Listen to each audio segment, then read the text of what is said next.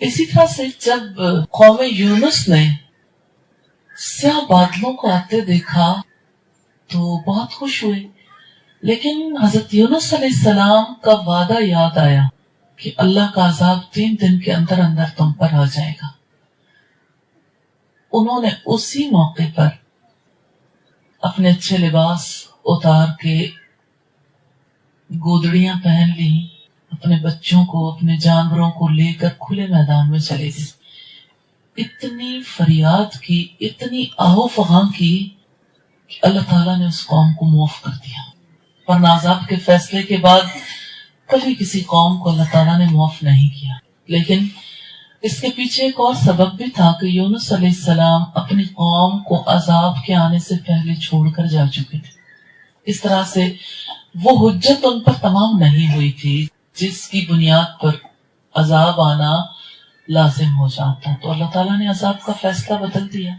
हमारे यहाँ भी जब बादल आते हैं, खास तौर पर मौसम गर्मा में, तो बादलों की आमद पर सारे खुश हो जाते हैं। नबी सल्लल्लाहु अलैहि वसल्लम ऐसे मौके पर इंतहाई तकलीफ में मुब्तला हो जाते थे।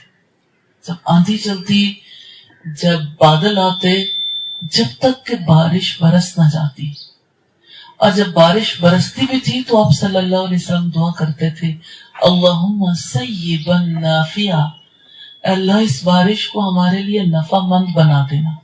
तो इससे हमें पता चलता है कि जिस चीज के शर के बारे में अंदेशा है कि वो शर हमें पहुंच जाएगा, तो उसके लिए अल्लाह ताला की तरफ रुजू किया।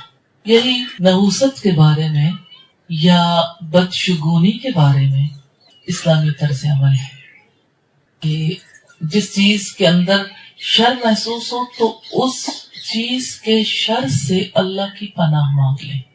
लेकिन फिर भी ये बात अपनी जगह पर है कि किसी चीज को मनहूस समझना या किसी से बदशगुनी लेना, इसकी इस्लाम में क्या हैसियत है। मैं एक बार फिर भी उसी जानिब ले जाना चाहूंगी जब कौम मूसा पर एक के बाद एक निशानी खुल रही थी। अब आप सोचिए निशानियां किस किस तरह की थी।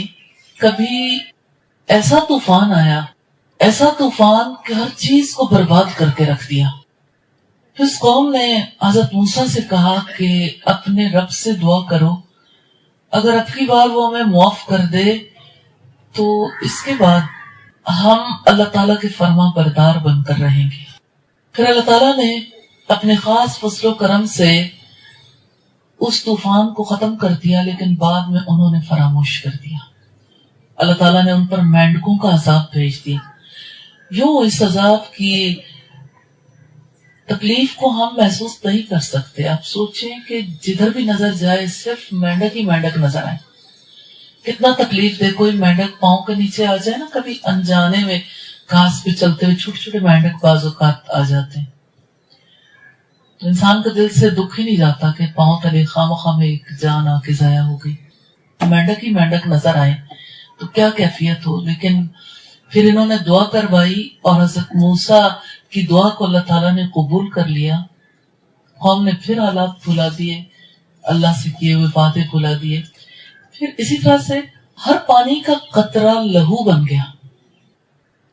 ये लहू इंसान के लिए कितना तकलीफदेह होता है, उसकी स्मेल, उसकी गंदगी का एहसास, और पीने को पानी ना मिले, हर तरफ लहू ही लहू। फिर उन्होंने मजबूर होकर हजरत मूसा से दुआ करवाई। फिर अल्लाह ताला के हुक्म से वो अजाब भी टल गया। फिर टड्डी दल का हमला हो गया, कोई हरियाली पूरे इलाके में ना छोड़ी गई। फिर उन्होंने दुआ करवाई और फिर अल्लाह के हुक्म से वो अजाब भी टल गया।